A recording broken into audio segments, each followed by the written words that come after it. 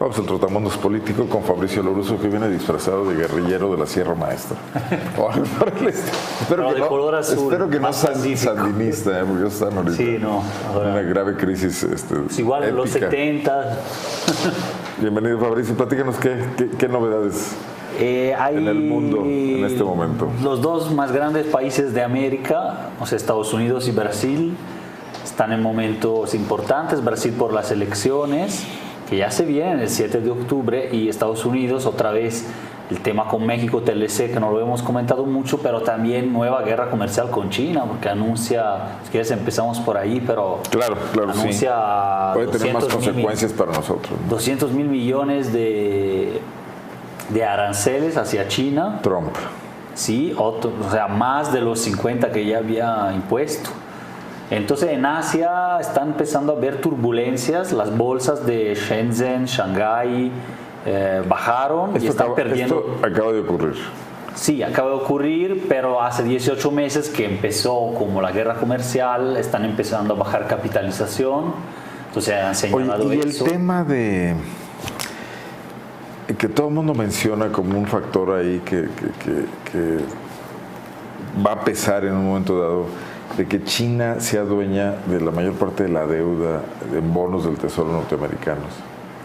Habíamos visto eso, sin duda es un factor interesante porque es el principal comprador de los bonos, ¿no?, de la deuda norteamericana, y Estados Unidos es uno de los países con más endeudados del mundo. En cantidad, sí, por la dimensión de su economía, pero también en relación con el PIB, ¿no?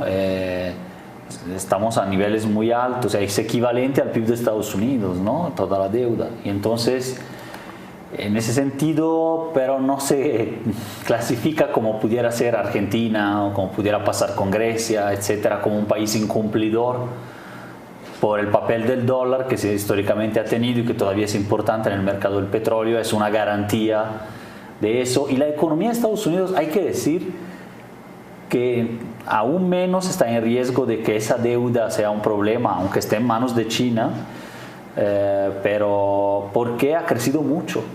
Es decir, le ha ido relativamente bien a Trump con creció el doble de que lo que era 2 años atrás, o sea, de 1.6 va a llegar a 3%. 3% de crecimiento para un país llamado así, digamos, desarrollado o de industrialización madura, como Europa, Estados Unidos, Japón. 3% es alto, ¿no?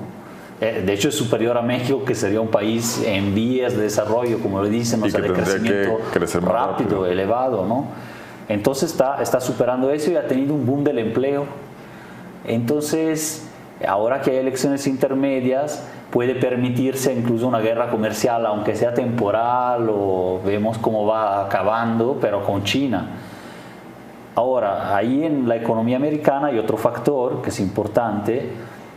Eso le ha ido bien, no se sabe si por factores realmente externos, por lo que había preparado Obama, porque la crisis de alguna manera se palió, se acabó, la del 2008, entonces no es propiamente el factor Trump.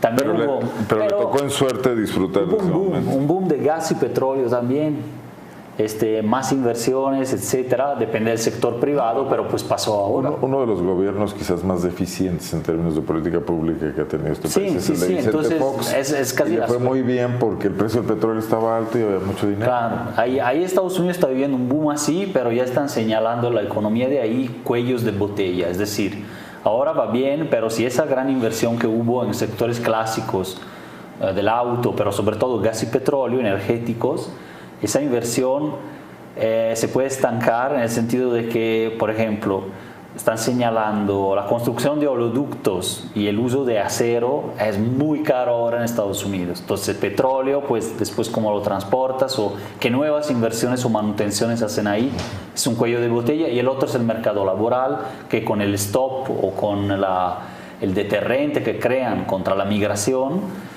también es otro cuello de botella. Entonces están señalando esto, crecimiento 3%, se podría calentar la economía si ese crecimiento luego no se derrama, y sobre todo si luego hay cuellos de botellas, por ejemplo, cuestión de construcción, acero y la otra del mano de obra, pues, de la cuestión de la mano de obra. Y no se destraba tampoco la situación del TLC, porque con México logró el acuerdo, pero Canadá todavía no, y pasó un tiempo. Pero todavía no se firma, ¿no? No se firma, sería un preacuerdo, pero el Congreso, digamos así, Estados Unidos puede, con lo que negoció con México, puede aprobarlo solo si también Canadá le entra, porque el mandato era trilateral. Si es bilateral, entonces pues ahí no lo puede, hay que ir otra vez, hay que tener otro, esto va a ser mucho más